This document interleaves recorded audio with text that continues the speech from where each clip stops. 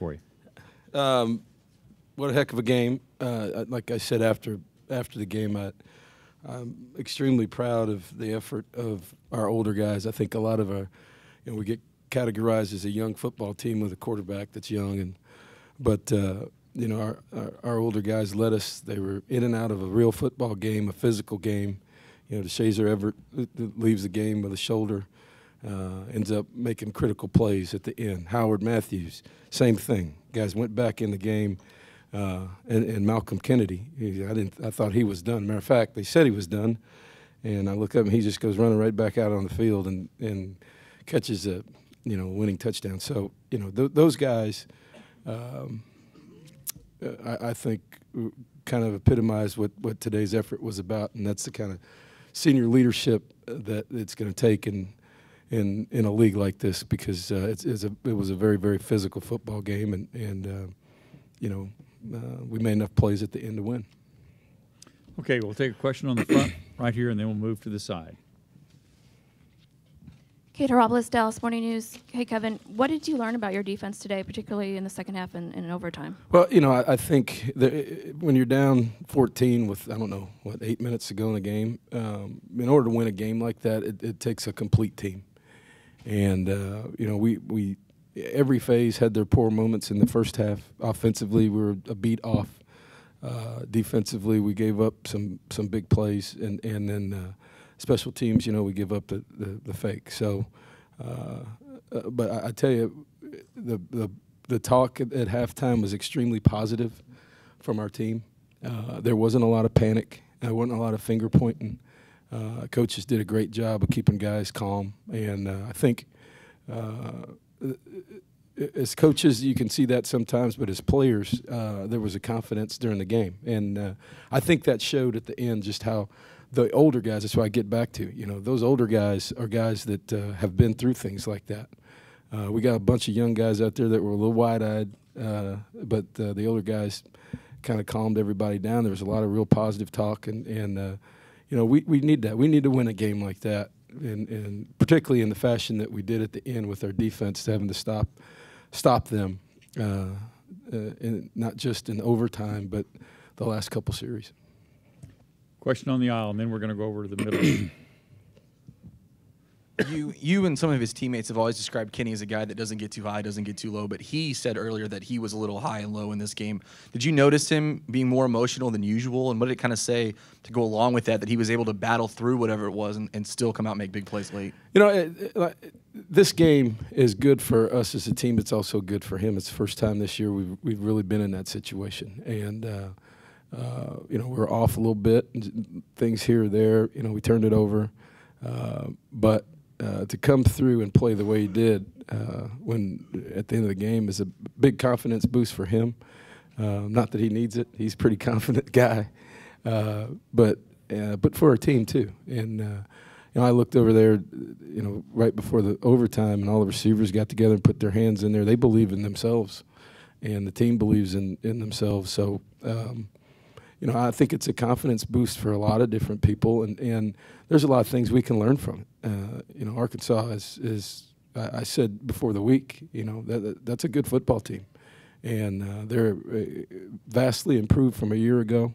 And for us we knew it was going to be a heck of a game, and from a confidence standpoint across the board, I think there's things that we can draw from this week, but there's certainly a lot of things that we have got to clean up, and there's a lot of examples in this game that hey, we won the game, but we got to get better. We got to eliminate penalties. Far too many penalties today.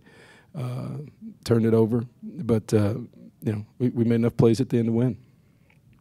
Got a question on the third row, and then we'll go to the outside. Sorry about my voice; it's about gone. So. Kevin Sherrington, Dallas Morning News. Did you feel you mentioned a while ago that you felt like the offense was just a beat off? Did you feel that was because of what Arkansas was doing on defense? Were they dropping more guys in the coverage, or was that Kenny just being off a little bit? No, it's a little bit of everything. We had penalties put us behind the chains. Put us in some long yardage situations. They did a good job defensively, mixing it up early with some two deep looks and then changing to man.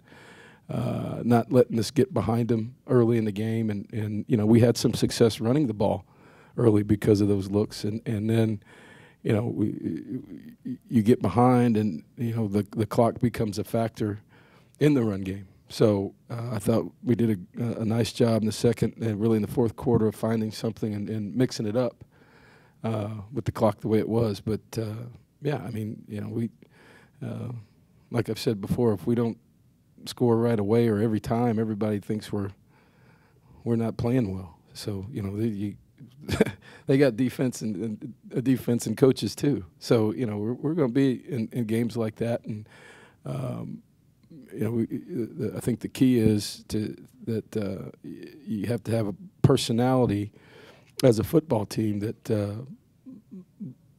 allows yourself to think you're going to win. And I think our offense lends itself to that. We're never out of the game. I think it helps our defense. It helps everybody's confidence. And, it made enough plays, and I keep saying it, at the end to win. So, was it perfect? No. But it was a heck of a football game. And, there's a lot of things we can learn from it today. Question on the outside left. Patrick Dixon with the Denver Chronicle over here, Coach. A lot was talked about the size of Arkansas's offensive line. How would you feel like, or how did you describe that your defensive line dealt with that, and did you guys make any changes in the second half? Yeah, I mean, we just we the way they play. I mean, they're huge, and the backs are really, really good. I thought Jim Chaney had an excellent plan. They formationed and got us in some different situations to create some real problems with gaps, and then they went unbalanced a lot, and it's a nightmare for what they do. They just don't just line up and run over you. They formation you, unbalanced, tight ends, motion, and all that time when you're doing that, you have to fit the gaps properly, and all it takes is one guy to be out of one gap, and those backs are good. So they had a great plan. I said early in the week I thought the difference in their team right now is Brandon Allen.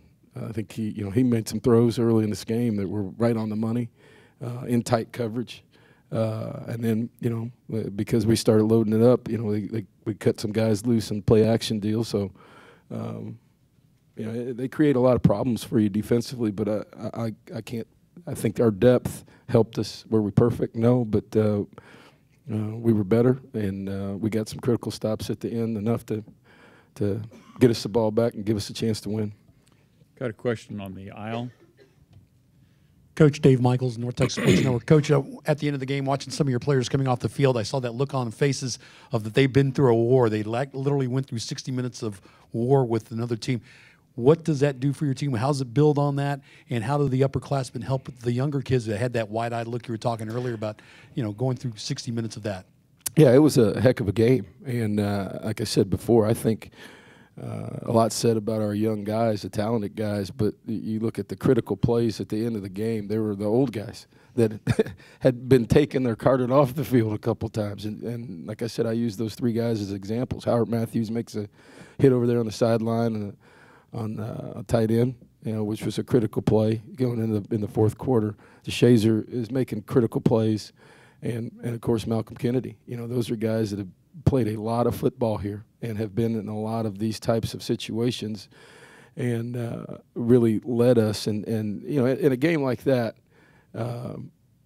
it gets down to the end. You got to make plays, and people are there, and fortunately, we've got a good blend of those older guys that didn't panic and were steady. And I think it's not just how they were playing, but it's also the conversations on the sideline that were pretty even keel, not chewing each other out, just saying, hey, look, here's what we got to do. Let's just keep playing. And that, to me, is something that we didn't have last year. And I think that's something that we can build on from here on out.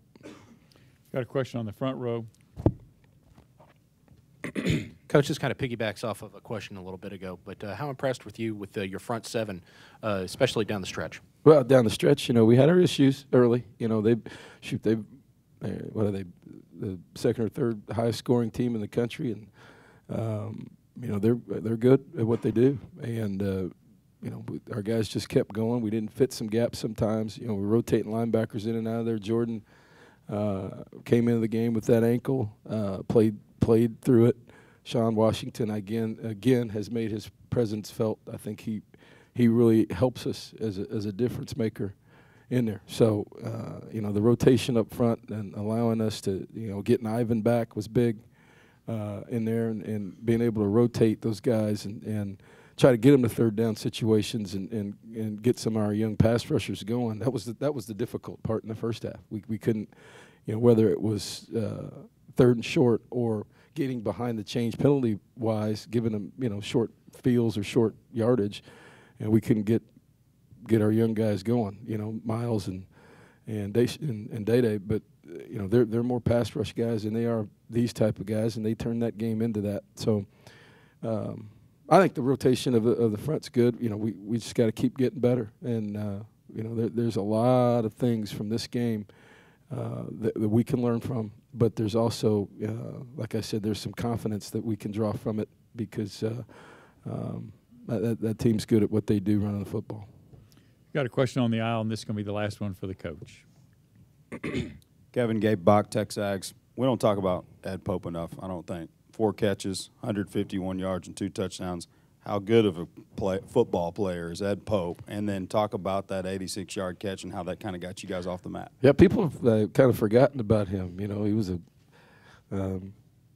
high school All-American as a free safety at Carthage. And then, he's one of the few guys that we redshirted with that class. So, he is a guy that just keeps popping up. I think he's made big plays every week, starting at South Carolina with a touchdown. And a lot of those other guys get a lot of credit, Speedy and Ricky and Malcolm. But, Ed Pope just seems to keep on playing. He's a tough guy. He doesn't look very tough. Was he about 155 pounds or something like that? But we give him a hard time. But, he loves to play. He's got a lot of courage and a lot of toughness. And like I said, he's really come a long ways from a guy who was one of the few red shirts that we had to now a guy who's playing big in big ball games. Okay, Coach, thank you very much. And thank you.